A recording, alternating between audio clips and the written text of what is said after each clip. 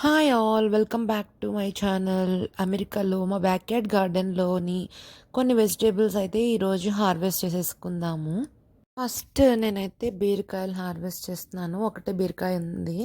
ఇది నాటు వెరైటీయే. మొన్న కొంచెం వర్షాలు పడడం వల్ల ఇది కొంచెం పెద్దగా వచ్చింది ప్రీవియస్ చూయించిన నాటు బీరకాయ కంటే కూడా.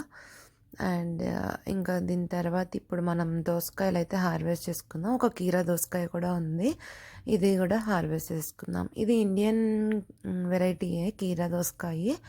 ఇంక ఇది పెద్దగా చాలా పెద్దగా అవుతుంది. బట్ నేను సీడ్స్ ఫామ్ అవ్వకుండా హార్వెస్ట్ చేద్దామని చెప్పి నేను ఆ విధంగా అయితే హార్వెస్ట్ చేశాను.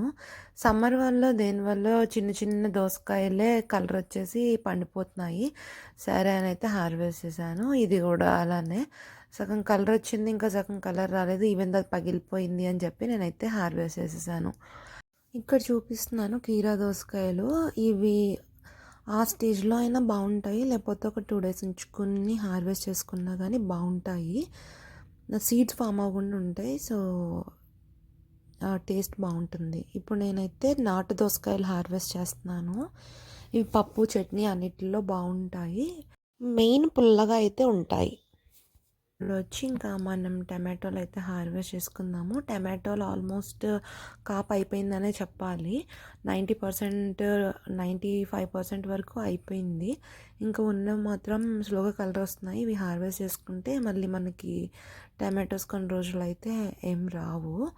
అండ్ ఇంకా వెతుక్కొని అయితే నేను హార్వెస్ట్ చేస్తున్నాను. మొత్తం కిందకి పడిపోయాయి కదా, సో కొంచెం పైకి లేపి అలా చూసుకొని అయితే నేను హార్వెస్ట్ చేసుకుంటున్నాను టమాటోస్ అయితే. ఈ టమాటోస్ హార్వెస్టింగ్ అయిపోయిన తర్వాత స్టెమ్స్ ప్రూనింగ్ కూడా చేసుకోవచ్చు. అలా ప్రూనింగ్ చేసుకోవడం వల్ల ఏంటంటే, అంటే టమాటోలు కాయలు రావడానికి గెలల్లా వచ్చి అక్కడ మళ్ళీ హార్వెస్ట్ చేసిన తర్వాత అలా ఎంటీగా ఉంటాయి కదా, ఆ స్టెమ్స్ ప్రూనింగ్ చేసేసుకుంటే అక్కడ నుంచి కొత్త చిగుర్లు వచ్చి మళ్ళీ కొత్తగా ఫ్లవరింగ్, మళ్ళీ కొత్తగా కాయలు రావడం అనేది జరుగుతుందని అనుకుంటున్నాను. ఇంకా హార్వెస్ట్ అయిన తర్వాత ఈ వీక్లో అయితే వాటిని కూడా ప్రూనింగ్ చేసి చూద్దామని అయితే అనుకుంటున్నాను. ఇంకా చూడాలి. ఇప్పుడు ప్రజెంట్ అయితే నేను ఓన్లీ జస్ట్ ఫ్రూట్స్ వరకు హార్వెస్ట్ చేసేసుకుంటున్నాను. ఇవి నాటు వెరైటీ కదా, సో చాలా అంటే చాలా చాలా పుల్లగా ఉంటున్నాయి. టేస్ట్ అయితే చాలా బాగుంటున్నాయి. మనం స్టోర్లో కొనుక్కున్న టమాటోస్ లాగా జస్ట్ 1 or 2 టమాటోస్ ఇస్తే ఇంత గ్రేవీ రావడం అట్లేం ఉండదు. ఇది చాలా ఫాస్ట్గా కుక్ అయిపోతుంది. అదేమో చాలాసేపు మనకి కట్ చేసేసిన మొక్క వేసినట్టే ఉంటుంది కదా, ఇది అట్లా ఉండదు. చాలా ఫాస్ట్గా అంటే ఫాస్ట్గా కుక్ అయిపోతుంది. అండ్ ఎక్కువ వాటర్ కంటెంట్ అయితే ఉంటుంది దీనిలో.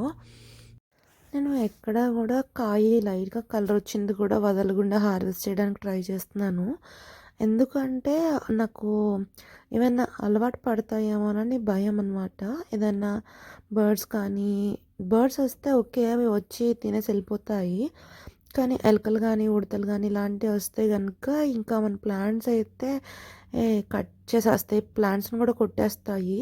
సో దాన్ని అవాయిడ్ చేయడానికని చెప్పి నేను అయితే వెతుక్కుని మరి అన్నీ హార్వెస్ట్ చేస్తున్నాను. బర్డ్స్ అయితే వస్తాయి, బట్ అవి తినేసి వెళ్ళిపోతూ ఉంటాయి. అండ్ ఇంక ఇప్పుడు నేను వంకాయ సీడ్స్ కోసం అని తెల్ల వంకాయని వదిలేసాను. అది నేనైతే ఇప్పుడు పండిపోయిందని దాన్ని కూడా హార్వెస్ట్ చేసుకున్నాను. ఇంకా దాని నుంచి సీడ్స్ కలెక్ట్ చేసుకొని నెక్స్ట్ ఇయర్ మనం ప్లాంట్ చేసుకోవచ్చు అనే దాంతో. బట్ అది సీడ్స్ అయితే నేను ప్రిపేర్ చేయాలి దాని నుంచి ఇప్పుడు. అండ్ ఇంకా ఇప్పుడు మన బెండకాయల హార్వెస్ట్ అయితే చూద్దాము. బాగా వేడిగా ఉంది కదా, సమ్మర్ చాలా హీట్ ఉంది. సో అంత హీట్ వల్ల నాకు ఫ్లేవరింగ్ అదైతే అంతేం నిలబడట్లేదు. ప్రీవియస్ కంటే ఇప్పుడు కొంచెం బెండకాయలు ఇంకా తగ్గాయి అని చెప్పాలి. ఎందుకంటే పువ్వు పింద మొత్తం రాలిపోతుంది. ఒకటి ఎక్సెస్ వర్షం ఉన్నా రాలిపోతుంది, అండ్ అలానే ఎక్సెస్ హీట్ ఉన్నా కూడా రాలిపోతుంది బెండకాయ అయితే. బికాస్ అది ఫ్లవరింగ్లోనే ఉంటుంది కదా మనకు బెండకాయ కొంచెం వచ్చే వరకు కూడా. వర్షం వచ్చినప్పుడు ఆ ఫ్లవర్లోనే వాటర్ ఉండిపోయి ఆ పింద కూడా కుళ్ళిపోయి రాలిపోతుంది. నేచర్తో వచ్చేదాన్ని మనం ఏం చేయలేము. ఇంకా వర్షం వచ్చినప్పుడు అయితే ఎక్సెస్ హీట్ ఉన్నప్పుడు నేను వాటరింగ్ అయితే ఎక్కువ చేస్తున్నాను. దానివల్ల కొంచెం బానే సమ్మర్‌లో గూడా ఇంత వస్తున్నాయి అంటే వాటరింగ్ చేయడం వల్లే అని చెప్తాను నేనైతే. నేను ఫ్లవరింగ్ అది రాలిపోతుందన్నాను కదా! సో, నేనిక్కడ అదే చూపించడానికి ట్రై చేస్తున్నాను. మీకు అనిపిస్తుంది అనుకుంటున్నాను. కాయలు, ఫ్లవర్ అయితే రాలిపోయింది. అండ్ నేను ఇంక తర్వాత ఒక దగ్గరైతే ఒక కాయ కూడా ఎండిపోయింది. అది కూడా చూపిస్తాను ఈ వీడియోలోనే. అండ్ ఇంకా నేను హార్వెస్ట్ చేసుకుంటూ అవి మీకు చూపించడానికి అయితే ట్రై చేస్తున్నాను. చాలా వరకు చెట్టు మీదే ఏమి ఎండిపోయేలా ఉండవు. రాలిపోతాయి కాబట్టి ఇంకా అది మనం పడిపోయిన రోజు చూస్తే ఓకే. లేదంటే మనకి ఇంక అది కనిపియదు కదా! లీవ్స్‌లో వాటిలోకి వెళ్ళిపోయి నేను కింద ఈ బెండకాయ లీవ్స్ కూడా కట్ చేసేస్తా కదా! మల్చింగ్‌కి ఉపయోగపడతాయని. సో, దానిలోకి వెళ్ళిపోతూ ఉంటాయి. ఇది నేను బెండకాయ సీడ్స్ కోసం హార్వెస్ట్ చేసుకున్నాను. మనం చెట్టుకి అలా ఉంచేస్తే కంప్లీట్‌గా మెచ్యూర్ అయిన తర్వాత ఇక్కడ ఈ వీడియోలో చూపించిన విధంగా స్ప్లిట్ అయితే అవుతాయి బెండకాయలు. అయినప్పుడు ఇంకా మనకి అది సీడ్స్ రెడీ అని ఇంకా మనం హార్వెస్ట్ చేసుకొని కంప్లీట్‌గా డ్రై చేసుకుంటే సరిపోతది. ఇదిగోండి నేను బెండకాయ వచ్చి కూడా అలా ఎండిపోయింది. సో, ఎక్సెస్ హీట్ వల్ల అలా వెండిపోతున్నాయి. అన్నీ చూయించలేను కదా! నాకు ఆ వీడియో తీస్తున్నప్పుడు కనిపించినవి మాత్రం షేర్ చేస్తున్నాను. కాయలు హార్వెస్ట్ అయితే అయిపోయింది. ఇంకా ఇలా ఇంటి పక్కన ఒక దోసకాయ పొద వచ్చింది కదా! దానికి ఒక దోసకాయ ఉంటే దాన్ని హార్వెస్ట్ చేస్తున్నాను. ఇది కూడా నాటు దోసకాయ వెరైటీనే. అండ్ ఇంకా ఇవాళ మన హార్వెస్ట్ అయితే ఇది.